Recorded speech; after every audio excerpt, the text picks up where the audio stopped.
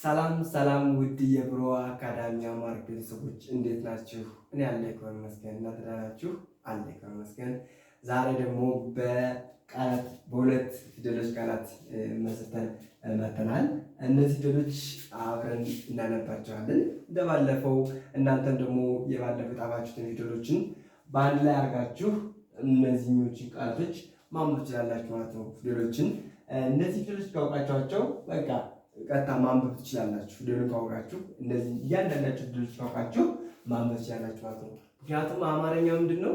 አማርኛ ፊደሎችን መጥራት ብቻ ነው። አማርኛን ለማንበብ ፊደሎች ካወቃችኋቸው ዳይሬክት ፊደሎችን ብቻ መጥራት ነው የሚሆን ማለት ነው። ፊደሎች የጥራችሁ ተሉ ድምፁ እየመጣ ይላል ማለት ነው።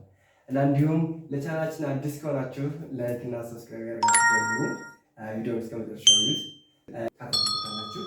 እሺ ወደ ትምህርቱ እንግዲህ ስናነብ ይህን ፊደል ስናነባቸው ቀጥታ የምንጠራው አሁን ባለፈው ያነበብናቸውን ፊደሎችን ነው የምንጠራው። ፊደል እየጠራ እንዳለን ቀጥታ ከዛ ማንበብ ነው ማለት ነው። ዛሬ ባለሁለት የመሰረትኩላችሁ ባለሁለቶችን የምናየው ማለት ነው። እቺ ማን ናት? አዎ እቺ ማን ናት? ይችስ ር ናት። ስለዚህ ባለ ላይ ምንዳል ማር ማር። እዚህኛቱስ ሙ። ሁለተኛዋ አይደለች ሙ ብለን እናገኛት ሙ። እዚህኛቱስ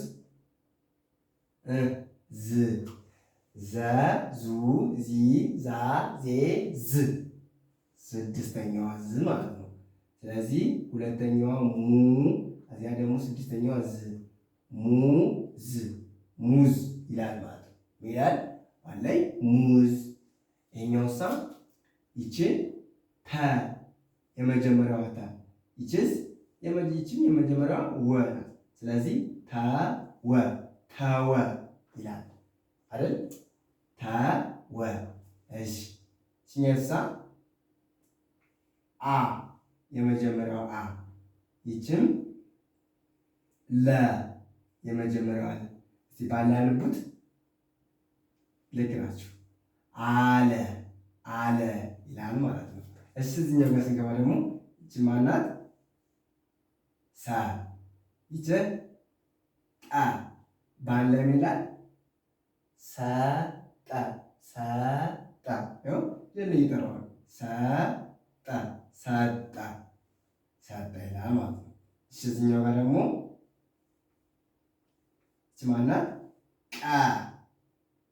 እቺ ደግሞ ረ። በአንድ ላይ ቀረ ቀረ ቀረ ቀረ ይላል ማለት ነው። እሺ ወደዚህኛው ጋር ስንገባ ደግሞ እቺ ማናት? ሸ የመጀመሪያዋ ፊደል ሸ መስራቷ ሸ። እቺኛቱም ሸ። ስለዚህ ሸ ሸ ሸ ሸ ሸ ሸ ሸ አያችሁት? ሸሸ ነው ማለት ነው። ስለዚህ ፊደል አሁን እኔ እየጠራ ያለ ፊደል እያነበብኩ ያለ ማለት ነው። ሸ ሸ ሸሸ ቃልታ ድምፁ ፊደሎች ያውቃቸዋቸው ድምፁ ራሱ ይመጣል ማለት ነው። ይችኛቱ ማናት? ይቺ ደግሞ ሽ ናት። ይቺ ደግሞ ሽ ናት። ሺ ማለት ስድስተኛዋ የሸ ዘር ሸ። በጣታችሁ መቆጠራችሁ ማለት ይቻላል። አንዳንዴ እንደዚህ ቃል ስጠፋችሁ በጣታችሁ መቆጠር ስላላችሁ ያው እንደ እስክታውቁት ነው ግን እንጂ ሁልጊዜ ቃላታችሁ ድድ ያርጋችሁ ሳይሆን ግን እስክታውቁት ድረስ በቃላችሁ መቆጠር ስላላችሁ። አሁን ሺ ስድስተኛዋ ናት። ቅጥላቷ እዚህ ዞር ስለሆነች ስድስተኛዋ ናት። ሸ ሹ ሺ ሻ ሼ ሽ ሽ ስንተኛ ያገኘዋል? ስድስተኛ ያገኘዋል። አምስት እያለ ስድስት አገኘዋል። ስለዚህ ሽ። ሲኛቱ ደግሞ አሁንም ቦ ናት። የበዘርና ቦ። ምክንያቱም በዚህ በኩል ጓ ስላጠረ የበዘር ማለት መጨረሻው ናት። በቡ ቢ ባ ቤ ብ ቦ። ስለዚህ ቦ በአንድ ላይ ሽቦ ሽቦ ሽቦ ይላል ማለት ነው። ሽቦ ይላል። ሲኛቱም አሁን ቀለበት ያላት እንግዲህ የምታውቁት ቀለበት ያላት አምስተኛው ፊደል ናት አይደል? ስለዚህ አምስተኛ ፊደል ቆጥረን ማግኘት እንችላለን። ከ ኩ ከ ኩ ኪ ካ ኬ። ስለዚህ ኬ ናት ማለት ነው። ኬ እቺ ደግሞ ክ ናት። እቺ ደግሞ ስድስተኛዋ የከዘሩና ኬ ብለን ክ ነው አይደለም? ኬክ ኬክ። አምስተኛና ስድስተኛዎች ማለት አድርገን ኬክ የሚል ቃል ሰርተን ማለት ነው። ይቺ ማናት? የቀዘ መጨረሻዋ ናት። ምክንያቱም ቀለበት ለአናቶቹ ላይ ቀለበት የሚያደርጉ ፊደሎች ሰባተኛ ናቸው ብለናል። ስለዚህ ቆ ናት ማለት የቀዘን ሰባተኛዋ ቀ ቁ ቂ ቃ ቄ ቅ ቆ ቆ መ ደግሞ የመጀመሪያዋ መ ባለ ይላል ቆመ ይላል ማለት ነው። እቺ ደግሞ ማናት? ቀ ናት። እቺ ቀ የመጀመሪያዋ ቀ ረ የመጀመሪያዋ ረ ቀረ ይላል ማለት ነው። ስለዚህ አሁን ደግሞ እኛው ጋር ደግሞ ልምጭ ማናት? ሳ አራተኛዋ በዚህ በኩል ጉራ ሳተን እቺም አራተኛዋ ናት። ጉራ በዚህ በኩል ያጠረ ሌሎች በግራ በኩል ግራቸው ካጠረ አራተኛ ናቸው ብለናል ማለት ነው። ስለዚህ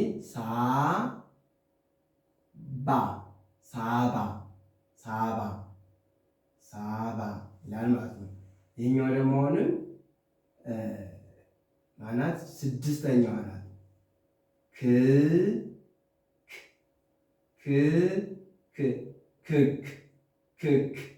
ክክ ሁለቱም የስድስተኛ ናቸው። ክክ ይላል ማለት ነው። ይሄ ደግሞ በ የመጀመሪያው በ ነው። እቺ ደግሞ ሶ ናት። እግሯ በስላጠረች በዚህ በቀኝ በኩል ካጠረ ደግሞ ምንዳቸው መጨረሻ ናቸው ልጆች ማለት ነው። ስለዚህ በሶ። እሺ ይቺኛው ደግሞ አሁንም ኪ ናት። ሶስተኛዋ ምክንያቱም ሶስተኛ ፊደሎች ያላቸው ታች እግራቸው ላይ ቅጥል ነገር አላቸው ብለናል። ኪስ ናት። ኪስ ይላል ማለት ነው። ይሄ ደግሞ ሰጠ በአንድ ላይ ሰጠ ይላል ማለት ነው። እሺ ወደዚህኛው ሲገባ ደግሞ አሁን የሚችል የመዘርተኛዋ ናት። መሀል ላይ ነው ቅጥላቷ። ስለዚህ ሙ ናት ማለት ነው። ሙ እቺ ደግሞ ስድስተኛዋ የቀዘን ቅ ሙቅ። ኦኬ እዚህኛው ጋር ደግሞ አሁንም በ የመጀመሪያዋ በናት። እቺ ደግሞ ሬ በሬ ይላል። በሬ እቺ ክ ናት። እቺ ክ ናት። እቺ ደግሞ አሁንም ብ ባለ ይላል። ክብ ሲነቱ ላ አራተኛው ነው። በዚህ ጉድ ማን እንደምታዩት አጥሯል ማለት ነው። ላ እቺ ደግሞ የመዘር ሁና ስድስተኛዋ ናት። ስድስተኛው ማን እንዴት ነው ካለን አንደኛው ምን መልእክት እንደሌለው ታውቃላችሁ። ሁለተኛው ወገቡ ላይ እንደሆነ እንደዚህ ወገቡ ላይ እንደምታረግ፣ ሶስተኛዋ ደግሞ ታች እግሯ ላይ እንደምታረግ ታውቃላችሁ። አራተኛው በዚህ በኩል እንደሚካወቃችሁ፣ አምስተኛው ቀለበት እንደሚያረጋጋችሁ፣ ስድስተኛው ደግሞ ቀጥታ እንደዚህ በዚህ በኩል ያጥር ከሆነ እቺኛቱ ፊደል ማለት ስድስተኛ ናት ማለት። ስለዚህ ላም ማለት ላም። እቺ ደግሞ ወገቧ ላይ ያለ የረዘር ሁለተኛው ሩ እቺ ማለት ነው እዚህ ላይ ቅብለናል። ስለዚህ ሩቅ ይላል ማለት። ይሄኛው ደግሞ መ የመጀመሪያዋ መ ናት። እቺ ደግሞ ወገቧ ላይ ያለች ጡ ናት ማለት ነው። ጡ መ ባለ ይላል መና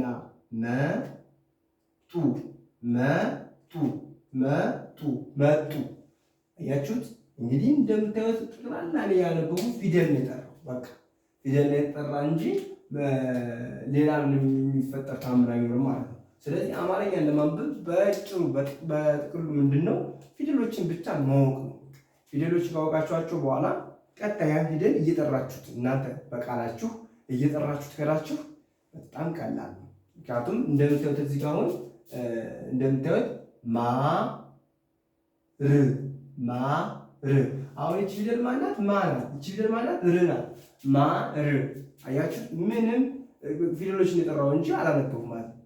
ነበብ ያው ማ ናት ማለት ነው። ስለዚህ ፊደሎችን የጠራቻቸው ብላችሁ ቁጥር ድምፁ አፍሳችኋል ማለት ነው። እንግዲህ እንደምታዩቸው ከበኋላ ያው እነዚህን ይመስላሉ ዛሬ የተማርናቸው ትምህርቶች እነዚህ ናቸው። በሌላ ቪዲዮ ደግሞ እስክንገናኝ የነገ ሰው ይበለን። እንዲሁም ቻናልን ጠቃሚ ሆኖ ካገኛችሁት ላይክ እና ሰብስክራይብ ማድረጋችሁን አትርሱ።